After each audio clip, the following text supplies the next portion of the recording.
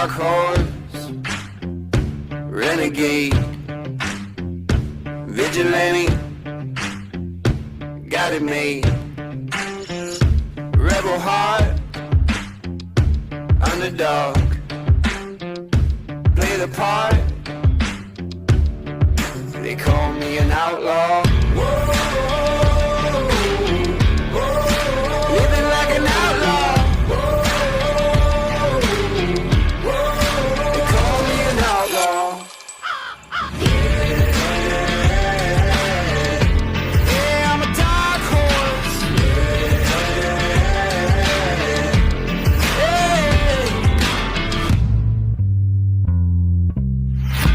Bad news, bitter pill. When trouble comes, call it what you will. It's my day, I stand tall. I wouldn't have no other way, no other way. Living like an outlaw. Living like an outlaw. Just call me an outlaw.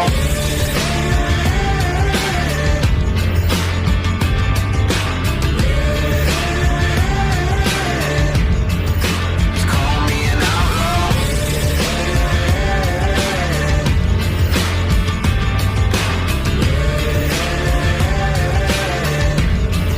Just call me an outlaw. Dark horse, renegade, vigilante, got it made. Rebel heart, underdog, play the part.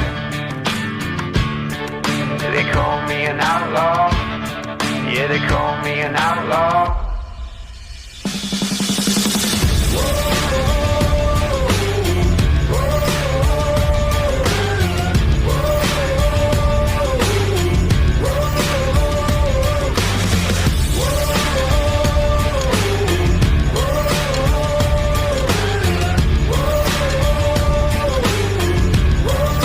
Living like an outlaw. Living like an outlaw. Living like an outlaw.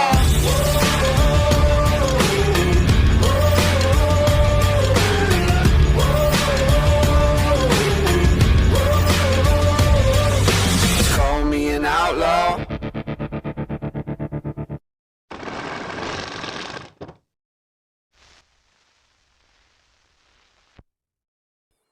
Alright, The Telltale Heart, written by Edgar Allan Poe, 1848. True, nervous, very, very, now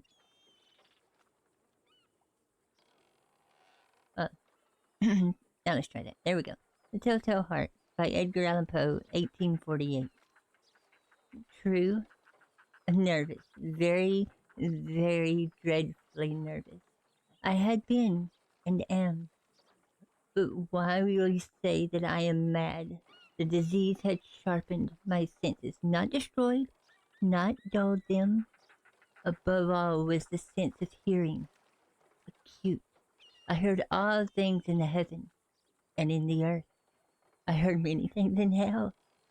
How then am I mad? Hearken and observe how healthily, how calmly I can tell you the whole story. It is impossible to say how first the idea entered my brain, but once conceived, it haunted me day and night. Object, there was none. Passion, there was none. I loved the old man. He had never wronged me. He had never given me insult. For his gold, I had no desire. I thought it was his eye. Yes, it was this. One of his eyes resembled that of a vulture, a pale blue eye with a film over it.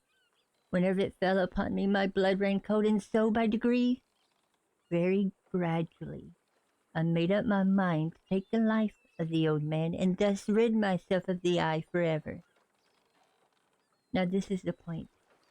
You fancy me mad. Madmen know nothing, but you should have seen me. You should have seen how wisely I proceeded, with what caution, with what foresight, with what dissimulation I went to work. I was never kinder to the old man than during the whole week before I killed him, and every night, about midnight, I turned the latch of his door and opened it. Oh, so gently. And then, when I had made an opening sufficient for my head, I put in a dark lantern, all closed so that no light shone out. And then I thrust in my head. Oh, you would have laughed at seeing how cunningly I thrust it in. I moved it slowly, very, very slowly, so that I might not disturb the old man's sleep. It took me an hour to place my whole head within the opening so far that I could see him as he lay upon his bed. Would a madman have been so wise as this? And then when my head was well in the room, I undid the lantern cautiously, oh, so cautiously, for the hinges creaked. I undid it just so much that a single thin ray fell upon the vulture eye. And this I did for 7 long nights, every night, just at midnight. But I found the eye always closed, and so it was impossible to do the work, for it was not the old man that vexed me, but his evil eye. And every morning, when the day broke, I went boldly into the chamber and spoke courageously to him, calling him by name in a hearty tone, and inquiring how he had passed the night. So you see, he would have been a very profound old man indeed to suspect that every night, just at 12, I looked in upon him while he slept.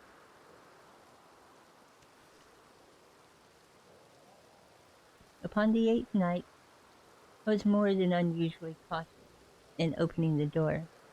I watched his minute hand move more quickly than mine. Never before that night had I felt the extent of my own powers, of my sagacity. I could scarcely contain my feelings of triumph to think that there I was opening the door little by little, and he not even to dream of my secret deeds or thoughts. I fairly chuckled at the idea, and perhaps he heard me, for he moved on the bed suddenly as if startled. Now you may think that I drew back, but no.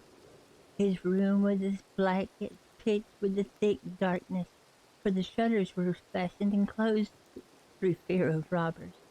And so I knew that he could not see the opening of the door, and I kept pushing on it steadily, steadily. I had my head in, was about to open the lantern. My tongue slipped upon the tin fastening, that old man sprang up in the bed, crying out, "Who's there?" I kept quiet, still, and said nothing. For a whole hour I did not move a muscle, and in the meantime I did not hear him lie down. He was still sitting up in the bed, listening, just as I have done, night after night, hearkening to the death watches in the wall. Presently I heard a slight groan, and I knew it was the groan of mortal terror. It was not a groan of pain or of grief, oh no. It was the low, stifled sound that arises from the bottom of the soul when overcharged with awe. I knew this sound well. Many a night, just at midnight, when all the world slept, it has welled up from my own bosom, deepening with its dreadful echo the terrors that distracted me. I say I knew it well. I knew what the old man felt and pitied him, although I chuckled at heart. I knew that he had been lying awake ever since the first slight noise when he had turned into bed. His fears had been ever since growing upon him. He had been trying to fancy them causeless, but could not. But could not.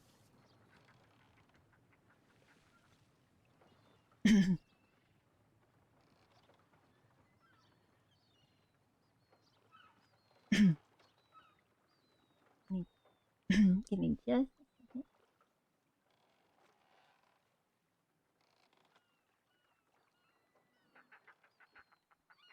second. But he could not.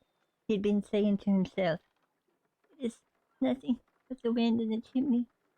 It's only a mouse crossing the floor, or it's merely a cricket that has made a single chirp." Yes, he has been trying to comfort himself with these supplications, but he had found all in vain. All in vain, because his been death, and approaching him had stalked with his black shadow before him and enveloped the victim. And it was the mournful influence of the unperceived shadow that caused him to feel, although he neither saw nor heard, to feel the presence of my head within the room. When I had waited a long time, very patiently, without hearing him lie down, I resolved to open a very, very little crevice in the lantern. So I opened it. You cannot imagine how stealthily, until at length a single dim ray, like the thread of a spider, shone out from the crevice and fell upon the vulture eye. It was open, wide, wide open, and I grew furious as I gazed upon it. I saw it with perfect distinctness, all like dull blue, with a hideous spell over it that chilled the very marrow of my bones, but I could see nothing else of the old man's face.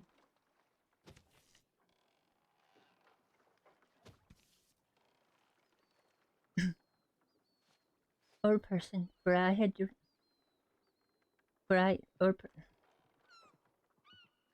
person, for I had directed the ray, as if by instinct, precisely upon the damned spot. And now I have not told you that what you mistake for madness is but over acuteness of the senses. Now I say, there came to my ears a low, dull, quick sound, such as a watch makes when enveloped in cotton. I knew that sound well, too. It was the beating of the old man's heart. It increased my fury as the beating of a drum stimulates the soldier into courage. But even yet, I refrained and kept still. I scarcely breathed. I held the lantern motionless as I tried how steadily I could maintain the ray upon the eye. Meantime, the hellish tattoo of the heart increased. It grew quicker and quicker and louder every instant. The old man's terror must have been extreme. It grew louder, I say louder every moment. Do you mark me well? I have told you that I am nervous, so I am. And now, at the dead hour of the night, amid the dreadful silence of that old house, so strange a noise as this excited me to uncontrollable terror. Yet, for some minutes longer, I refrained and stood still. But the breathing grew louder and louder. I thought the heart must burst. And now a new anxiety seized me. The sound, the sound would be heard by a neighbor. The old man's hour had come. With a loud yell, I threw open the lantern and leapt into the room. He shrieked once only. In an instant, I dragged him to the floor and pulled the heavy bed over him. I then smiled gaily to find the deed so far done. But for many minutes, the heart beat on with a muffled sound. This, however, did not vex me. It would not be heard through the wall. At length, it ceased. The old man was dead. I removed the bed and examined the corpse. Yes, he was stone dead. I placed my hand upon the heart and held it there for many minutes. There was no pulsation. He was stone dead. His eye would trouble me no more.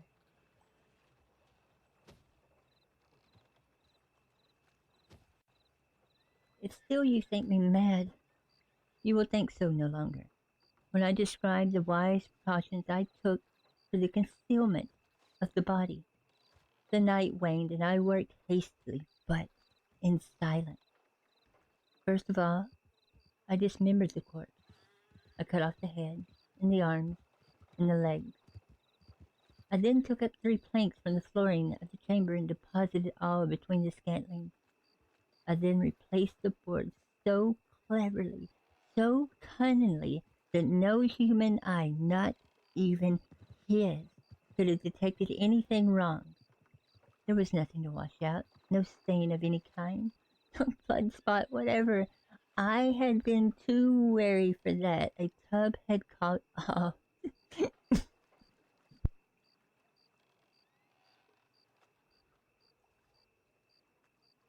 When I had made an end of these labors, it was 4 o'clock in the morning, still dark as midnight. As the bell sounded the hour, there came a knocking at the street door. I went down to open it with a light heart, for what had I now to fear? There entered 3 men, who introduced themselves with perfect suavity as officers of the police.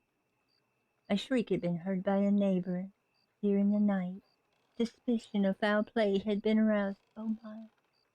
Information had been logged at the police station. Oh dear. And they, the officers, had been deputed to search the premises. I smiled, for what had I to fear? I bade the gentleman welcome. The shriek, I said, was my own in a dream.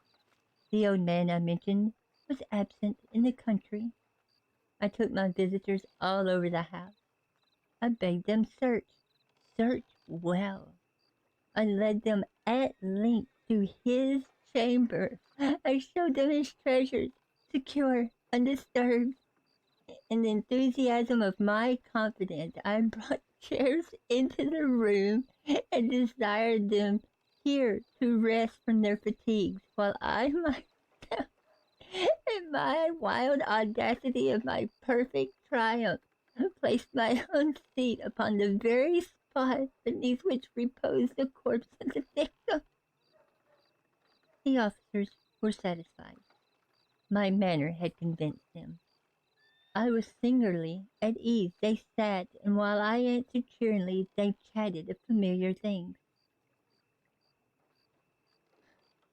But, but ere long, I felt myself getting pale and wishing them gone. My my head ached, and I fancied a ringing in my ears. But still they sat and still chatted.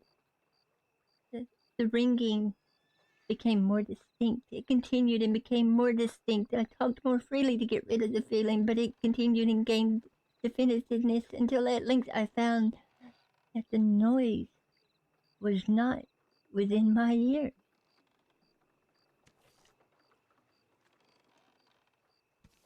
No doubt I now grew very pale, and I talked more fluently and with a heightened tone, yet the sound increased, and what could I do? It was a low, dull, quick sound, much such the sound the watch makes when enveloped in cotton.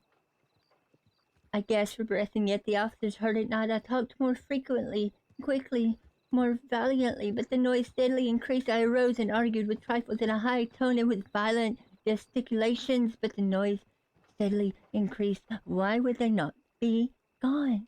I paced the floor to and fro with heavy strides as if excited to fury by the observations of the men, but the noise steadily increased.